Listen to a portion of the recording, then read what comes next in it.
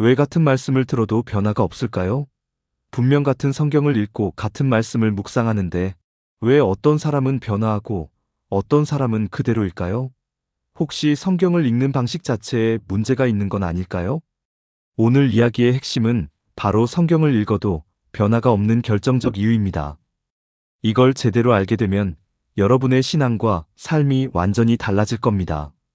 우리가 흔히 놓치는 실수가 뭔지, 그리고 그걸 어떻게 바로잡아야 하는지 지금부터 제대로 알려드리겠습니다. 성경을 읽어도 변화가 없는 이유는 아주 단순합니다. 깨어있지 않기 때문입니다. 그냥 글자로만 읽고 의미를 곱씹지 않으면서 그저 습관적으로 지나쳐버리는 거죠. 예수님께서는 허리에 띠를 띠고 등불을 켜라고 말씀하셨습니다. 이게 무슨 뜻일까요? 단순히 옷을 단정하게 입고 촛불을 밝히라는 말일까요? 아닙니다. 이 말 속에는 진짜 신앙의 본질이 숨어 있습니다. 허리에 띠를 띈다는 것은 종이 일할 준비를 철저히 갖춘다는 의미입니다. 쉽게 말해서 마음가짐을 단단히 하고 언제든 행동할 준비를 하라는 뜻이죠. 그리고 등불을 켜라는 말은 단순한 조명이 아니라 하나님의 말씀, 지혜, 경계심을 의미합니다. 즉, 성경을 그저 읽고 지나치는 것이 아니라 내 삶 속에서 실천할 수 있는 상태로 만들어야 한다는 거예요. 그런데 여기서 정말 중요한 사실, 예수님은 이렇게 깨어있는 사람을 보시고 오히려 종들을 섬기겠다고 말씀하셨습니다. 여러분, 주인이 종을 섬긴다는 게 말이 되나요? 원래는 종이 주인을 섬겨야 하는데 깨어있는 종에게는 주인이 직접 보상을 주신다는 거예요. 이게 얼마나 놀라운 말씀인지 아시겠죠? 더 놀라운 사실이 있습니다. 예수님께서는 늦은 밤에도 깨어있는 사람은 복을 받는다고 하셨습니다. 이게 무슨 뜻일까요? 밤에 잠을 자지 말라는 말일까요? 아닙니다.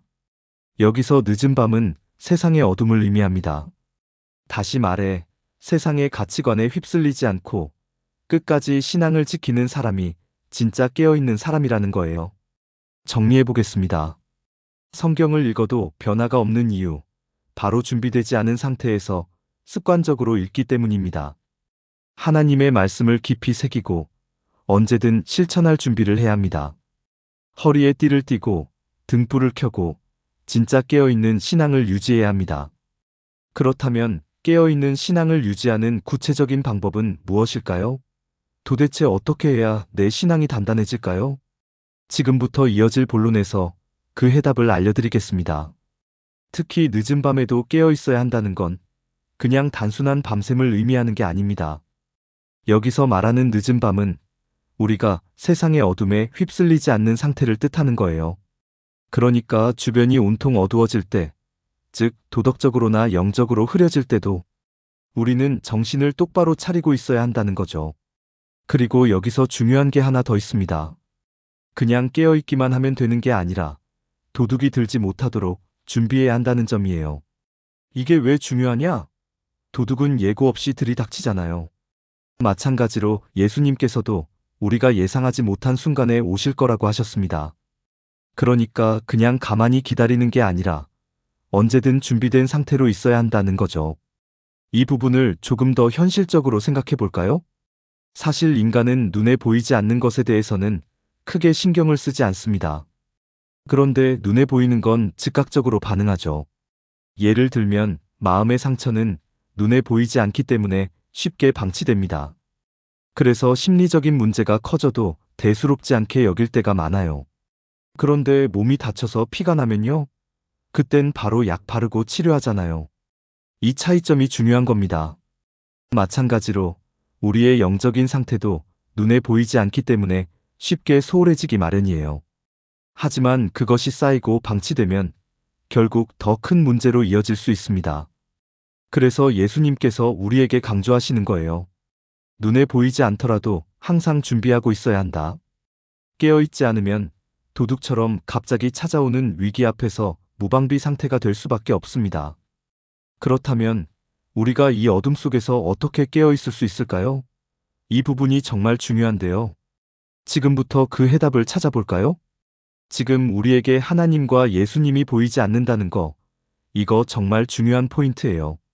그리고 언제, 어떻게 나타나실지 아무도 모릅니다. 그러다 보니까 많은 사람들이 세상의 어둠에 휩쓸리고 영적으로 무너져서 사탄에게 도둑질 당하는 일이 너무 많아요. 그렇다면 도대체 어떻게 해야 깨어 있을 수 있을까요? 사실 그 방법은 이미 성경에 나와 있어요. 바로 등불을 켜고 있으면 된다는 거예요. 이게 무슨 뜻일까요? 우리가 직접 빛을 만들어 내라는 말이 아니에요. 등불이란 곧 하나님의 말씀을 곁에 두고 빛과 지혜, 그리고 밝은 경계심을 유지하는 것을 의미해요. 쉽게 말하면 항상 하나님의 말씀을 가까이 하면서 세상의 유혹과 어둠 속에서도 깨어있는 상태를 유지하는 거죠. 이게 정말 중요한 이유가 있어요. 하나님과 예수님이 눈에 보이지 않는다고 해도 우리가 이렇게 말씀을 통해 깨어있으면 직간접적인 감화와 감동을 체험할 수 있습니다. 그러면요, 하나님이 정말 살아계신다는 걸 실감할 수 있게 되는 거예요. 그리고 이 감각이 살아있는 한 우리는 자연스럽게 영적으로 깨어있을 수밖에 없어요. 여기서 끝이 아니에요. 이제부터 진짜 중요한 이야기로 들어갑니다. 깨어있는 신앙을 유지하는 더 구체적인 방법, 지금부터 말씀드릴게요. 그런데 여기서 정말 중요한 포인트가 있습니다. 그냥 성경을 읽는 것만으로는 충분하지 않다는 겁니다. 단순히 글자로만 읽고 지나가면 그 말씀은 내 삶에서 아무런 힘을 발휘하지 못합니다. 말씀을 깊이 이해하려면 노력과 의지가 필요합니다. 쉽게 말해서 그냥 흘려듣는 게 아니라 하나하나 곱씹어보고 삶에 적용하는 과정이 있어야 합니다. 단어 하나, 문장 하나도 그냥 지나치면 안 됩니다. 마치 중요한 시험을 준비할 때 개념 하나하나를 제대로 이해해야 하는 것과 같은 원리예요.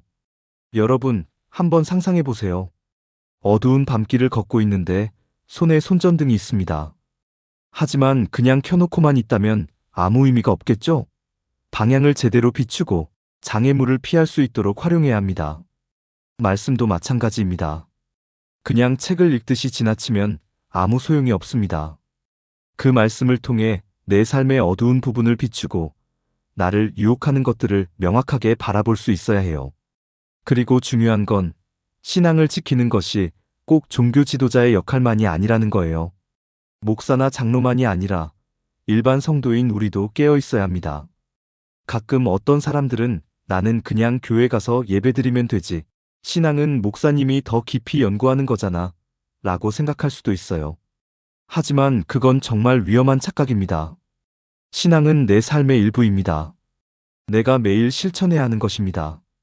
주일에 교회 가서 예배만 드리고 끝나는 것이 아니라 평소에도 하나님 말씀을 되새기고 실천해야 합니다. 말씀을 형식적으로만 읽는 것이 아니라 삶에서 진짜 힘이 되도록 만들어야 합니다. 그런데 여기서 끝이 아닙니다. 예수님께서는 단순히 깨어있으라고만 말씀하신 게 아닙니다. 이걸 듣고 끝낼 게 아니라 이제 다음 단계로 넘어가야 합니다. 도대체 어떤 태도를 가져야 하고 어떤 책임이 따르는 걸까요? 이 부분이 정말 중요합니다. 지금부터 제대로 알아보겠습니다. 베드로가 예수님께 질문을 합니다. 이 비유가 우리에게 하신 말씀입니까? 아니면 모든 사람에게 하신 말씀입니까? 여기서 베드로의 질문이 정말 중요한데요. 왜냐하면 이 비유가 특정한 사람들에게만 적용되는 것인지 아니면 모든 신앙인들에게도 해당되는 것인지를 확인하고 싶었기 때문이에요. 그런데 예수님의 대답이 흥미롭습니다. 모두에게 해당된다. 라고 말씀하시죠. 하지만 여기서 끝이 아니에요. 예수님은 단순히 모두에게 해당된다라고만 하지 않으시고 하나님의 말씀을 더 많이 아는 사람일수록 더 큰 책임이 따른다고 강조하십니다. 이게 핵심입니다. 그러니까 하나님을 믿는 사람이라면 누구나 등불을 켜고 허리에 띠를 띠고 깨어 있어야 해요. 하지만 하나님의 말씀을 많이 알고 있는 사람, 즉 신앙적인 책임이 큰 사람일수록 더욱 각별하게 깨어 있어야 한다는 거죠. 만약 그러지 않으면 어떻게 될까요? 모르는 사람보다도 더 큰 형벌을 받는다는 것입니다. 그리고 여기서 또 하나 중요한 메시지가 나옵니다. 지혜 있고 진실한 종이 하나님 예수님의 종들에게 양식을 나누어 줄 수 있다면 하나님께서 모든 소유를 맡기신다. 즉 하나님의 말씀을 알고 있는 사람이라면 다른 사람들에게도 그 말씀을 나누어 주고 가르쳐야 한다는 거예요. 반면에 하나님께서 나중에 오시겠지라고 생각하면서 자기 마음대로 먹고 마시며 사는 사람은 결국 큰 벌을 받게 된다. 여기서 가장 중요한 포인트, 노비를 때린다는 표현이 나오는데요. 이건 단순한 폭력을 의미하는 게 아닙니다. 자기 감정대로 행동하는 것 자체가 죄라는 것을 말하고 있는 거예요. 그러니까 순간적인 분노에 휩쓸려 말과 행동을 함부로 하는 것, 이것 자체가 깨어있지 않은 상태라는 겁니다. 자, 여기까지 보면 정말 많은 의미가 담겨 있죠? 그렇다면 다음으로 이어지는 이야기는 어떤 내용일까요? 우리가 하나님의 말씀을 알고 있음에도 불구하고 실천하지 않는다면 어떤 결과를 맞이하게 될까요? 이제 그 답을 찾아가 보겠습니다. 여기서 정말 중요한 포인트가 하나 있어요. 우리가 하나님 말씀을 알고 있다는 것만으로 충분할까요? 아니죠. 중요한 건 실천하는 것이에요. 교회를 다니는 사람들은 세상 사람들보다 하나님 말씀을 더 잘 알고 있잖아요. 그런데 여기서 중요한 사실이 있어요. 하나님 말씀을 아는 사람일수록 실천하지 않으면 오히려 더 큰 벌을 받게 된다는 거예요. 그냥 모르는 사람보다 더 큰 책임이 따른다는 거죠. 이걸 잘 보여주는 대표적인 사건이 있습니다. 이스라엘 백성들이 광야에서 물이 없다고 불평했던 사건이에요. 이게 두 번이나 등장하는데 첫 번째 사건에서는 하나님이 물을 주셨어요. 그런데 두 번째 사건에서는 어떻게 됐을까요? 오히려 벌을 받았어요. 왜 똑같이 불평했는데 결과가 달랐을까요? 그 이유는 간단해요. 첫 번째 사건 이후에 하나님께서 직접 말씀을 주셨기 때문이에요. 즉, 하나님의 뜻을 알게 된 상태에서 똑같이 불평을 한 것이 문제가 된 거죠. 말씀을 몰랐을 때와 알고 난 후의 행동은 완전히 다르게 평가된다는 겁니다. 이게 바로 책임의 원리예요. 하나님의 말씀을 들었으면 이제는 그 말씀을 실천해야 해요. 아는 데서 멈추는 게 아니라 행동으로 옮겨야 한다는 거죠. 그럼 여기서 한 가지 궁금해지는 게 있죠. 그렇다면 우리는 어떻게 실천해야 할까요? 여기서 더 깊이 들어가 볼게요. 그렇다면 여기서 정말 중요한 질문이 생깁니다. 우리는 과연 하나님을 두려워하고 있을까요? 아니면 그냥 안일하게 생각하고 있을까요? 많은 사람들이 하나님을 사랑의 하나님으로만 생각하지만 성경은 분명히 하나님을 두려워하는 것이 곧 지혜의 시작이라고 말씀하십니다. 왜냐하면 하나님을 두려워하는 만큼 그분의 말씀을 더 소중히 여기고 실천하게 되거든요. 마치 엄격한 선생님이 계실 때 학생들이 더 집중하는 것처럼 하나님 앞에서도 우리가 바른 길을 걸어가려는 노력이 필요합니다. 두려움이란 단순한 공포가 아니라 경외심을 의미합니다. 우리가 하나님을 진정으로 경외할 때 그분은 우리에게 더욱 깊은 지혜와 깨달음을 주십니다. 그래서 오늘 말씀을 마무리하면서 여러분과 함께 기도하고 싶습니다. 하나님, 지혜와 축복으로 우리를 인도하시는 주님을 찬양합니다. 오늘도 이 말씀을 통해 우리를 깨우쳐 주심에 감사합니다. 하지만 우리는 여전히 부족하고 때때로 깨어있지 못하며 세상의 유혹에 쉽게 흔들립니다. 주님, 그런 우리를 불쌍히 여기시고 항상 등불을 밝힐 수 있도록 도와주십시오. 우리의 마음이 늦은 밤에도 깨어있도록 하시고 세상의 어둠이 우리를 덮지 않도록 인도해 주십시오. 순간의 감정대로 살아가는 것이 아니라 말씀을 기준으로 삼고 지혜롭게 선택하는 삶을 살 수 있도록 도와주십시오. 이 땅을 살아가면서 우리가 맡은 역할과 책임을 소홀히 하지 않게 하시고 하나님의 뜻을 아는 만큼 실천할 수 있는 용기를 주십시오. 하나님, 이미 우리 삶 가운데 역사하시고 계시는 줄 믿습니다. 예수님의 이름으로 기도드립니다. 아멘. 오늘 이야기 어떠셨나요? 깨어있는 신앙, 그리고 하나님을 경외하는 마음이 얼마나 중요한지 다시 한번 깨닫게 되셨을 겁니다. 그런데 말이죠. 다음 이야기에서는 더욱 깊이 있는 주제를 다뤄볼 예정입니다. 지금까지의 말씀을 듣고도 여전히 마음이 흔들린다면 다음 영상에서는 그 흔들림을 완전히 잡아줄 실천적인 방법들을 알려드리겠습니다. 놓치지 않으려면 구독, 좋아요, 알람 설정 꼭 해주시고요. 여러분의 댓글과 나눔도 언제나 환영합니다. 오늘도 끝까지 함께 해주셔서 정말 감사합니다.